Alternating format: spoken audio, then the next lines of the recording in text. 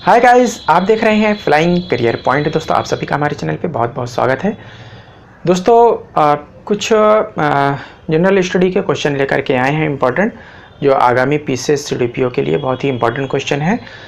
अगर एक एक इन पॉइंट को अगर आप लोग रट लेते हैं, याद कर लेते हैं, तो ये आपके बहुत काम आने वाले हैं। तो कुछ मिक्सिंग टाइप के क्वेश्चन हैं, तो हम इसको जो है एक एक करके हम लोग देखेंगे। दोस्तों, अगर आप लोगों को हमारा चैनल पसंद आए तो आप लोग लाइक कर दीजिएगा, और जिन लोगों ने अभी तक हमारे चैनल को सब्सक्राइब नहीं किया है सब्सक्राइब कर लीजिएगा। साथ ही बराबर में लगे हुए बेल के आइकन को भी प्रेस कर लीजिएगा, और पसंद आए तो अपने दोस्तों में शेयर करिएगा। और इसके अलावा किसी भी प्रकार का कोई इशू हो पीसीएस के एग्ज़ाम को लेकर के, तो आप लोग कमेंट बॉक्स में लिख सकते हैं। तो थैंक यू वेरी मच। चलिए आइए शुरू करते हैं। दोस्तों, आज हम लोग बात करेंगे कि कुछ जनरल स्टडी के कुछ क्वेश्चन हैं जो कि सभी एग्ज़ाम में आते हैं। तो हम लोग यहाँ पर पीसीएस एग्ज़ाम को ध्यान में रखते हुए हम लोग सारे इनको देखेंगे। तो बहुत ही इम्पॉर्टेंट क्वेश्चन है ये। क्वेश्चन नहीं है बल्कि मतलब जनरल स्टडी का पूरा डिटेल है। तो हम एक एक करके ये टॉपिक एक एक पॉइंट पढ़ेंगे और इसको हम लोग डिटेल में जानेंगे आज। तो पहला है, किस पदार्थ में कौन सा अम्ल पाया जाता है? चाय में कौन सा अम्ल पाया जाता है? टैनिक अम्ल। अंगूर में कौन सा अम्ल पाया जाता है? टार्टरिक अम्ल। अमरूद में कौन सा अम्ल पाया जाता है? सिट्रिक अम्ल। और आंसू में कौन सा अम्ल पाया जाता है? Sialic acid. फिर अमाशय यानी पेट के अंदर अमाशय में कौन सा अम्ल पाया जाता है? हाइड्रोक्लोरिक अम्ल। इमली में कौन सा अम्ल पाया जाता है? टार्टरिक अम्ल। देखिए, टार्टरिक 2 बार आया है। इमली में भी पाया जाता है, अंगूर में भी पाया जाता है।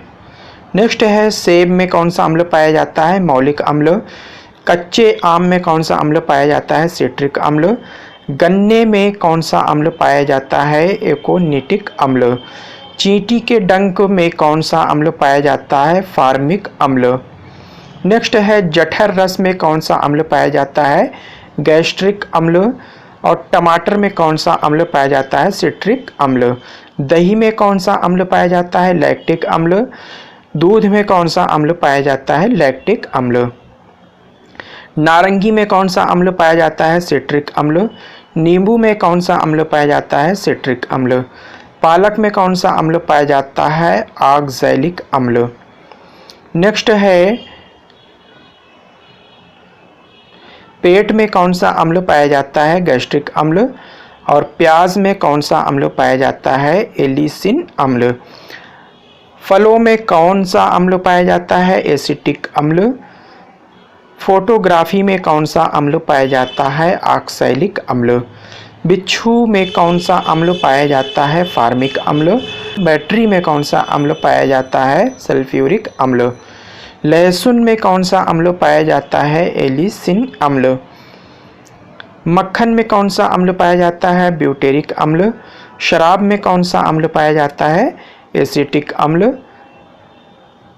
और सेब में कौन सा अम्ल पाया जाता है? मौलिक अम्ल। सोडा वाटर में कौन सा अम्ल पाया जाता है? कार्बनिक अम्ल। घास में कौन सा अम्ल पाया जाता है? बेंजोइक अम्ल। गेहूं में कौन सा अम्ल पाया जाता है? ग्लूटेमिक अम्ल।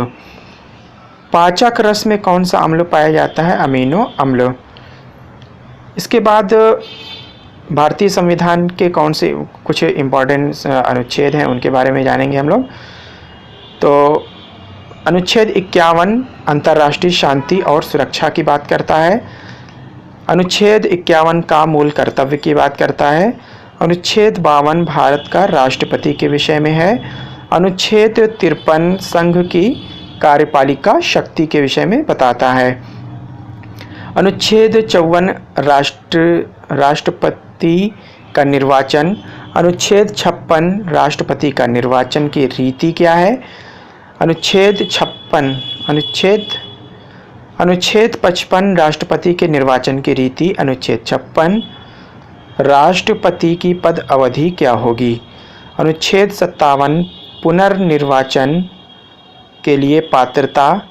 अनुच्छेद 58 राष्ट्रपति निर्वाचित होने के लिए अर्हताएं। अनुच्छेद 59 राष्ट्रपति पद के लिए शर्तें। अनुच्छेद 60 राष्ट्रपति पद की शपथ।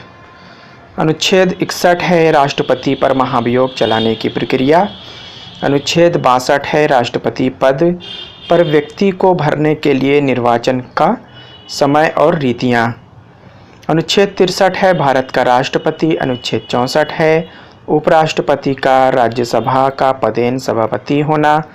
अनुच्छेद 65 है राष्ट्रपति के पद की रिक्ति पर उपराष्ट्रपति के कार्य। अनुच्छेद 66 है 66 के उपराष्ट्रपति का निर्वाचन।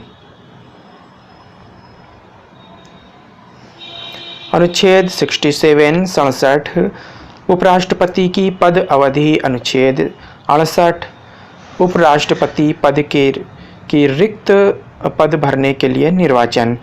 अनुच्छेद 69 है 69 उपराष्ट्रपति द्वारा शपथ कैसे लिया जाएगा उसके विषय में है। अनुच्छेद 70 है अन्य आकस्मिकता में राष्ट्रपति के कर्तव्य का निर्वहन, यानी कोई आकस्मिकता हो जाता है तो राष्ट्रपति किन कर्तव्यों का निर्वहन करेगा। अनुच्छेद 71 है राष्ट्रपति और उपराष्ट्रपति के निर्वाचन संबंधित विषय हैं। अनुच्छेद 72 है क्षमादान की शक्ति। अनुच्छेद 73 है संघ के कार्यपालिका शक्ति का विस्तार। अनुच्छेद 74 है राष्ट्रपति को सलाह देने के लिए मंत्रिपरिषद। अनुच्छेद 75 है मंत्रियों के बारे में उपबंध। अनुच्छेद 76 भारत का महान्यायवादी। अनुच्छेद 77 है 77 भारत सरकार के कार्य संचालन। अनुच्छेद 78 है राष्ट्रपति को जानकारी देने के प्रधानमंत्री के कर्तव्य। अनुच्छेद 79 है संसद का गठन। अनुच्छेद 80 है राज्यसभा की संरचना। अनुच्छेद 81 है लोकसभा की संरचना। अनुच्छेद 83 है संसद के सदनों की अवधि। अनुच्छेद 84 है संसद के सदस्यों के लिए अर्हता। अनुच्छेद 85 है संसद का सत्र सत्रावसान और विघटन। अनुच्छेद 87 है 87 राष्ट्रपति का विशेष अभिभाषण। अनुच्छेद 88 है सदनों के बारे में मंत्रियों और महान्यायवादी अधिकार। अनुच्छेद 89 है राज्यसभा का सभापति और उपसभापति। अनुच्छेद 90 है उपसभापति का पद रिक्त होना या पद से हटाया जाना। अनुच्छेद 91 सभापति के कर्तव्यों का पालन और शक्ति। अनुच्छेद 92 सभापति या उपसभापति के पद से हटाने का संकल्प विचाराधीन हो तब उसका पीठासीन न होना। अनुच्छेद 93 लोकसभा का अध्यक्ष और उपाध्यक्ष। फिर है आर्टिकल 94 अध्यक्ष और उपाध्यक्ष का पद रिक्त होना। आर्टिकल 95 है अध्यक्ष में कर्तव्य एवं शक्तियाँ। आर्टिकल 96 है अध्यक्ष उपाध्यक्ष पद से हटाने का संकल्प हो तब उसका पीठासीन न होना। अनुच्छेद 97 सभापति उपसभापति तथा अध्यक्ष उपाध्यक्ष के वेतन और भत्ते। अनुच्छेद 98 है संसद का सचिवालय।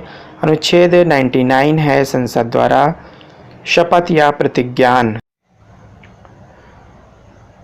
तो दोस्तों आप लोगों को ये हमारा वीडियो कैसा लगा? अगर आप लोगों को पसंद आया हो तो आप लोग लाइक कर दीजिएगा, और जिन लोगों ने अभी तक हमारे चैनल को सब्सक्राइब नहीं किया है सब्सक्राइब कर लें, साथ ही बराबर में लगे हुए बेल का आइकन को प्रेस कर लें और अपने दोस्तों में शेयर कर दें।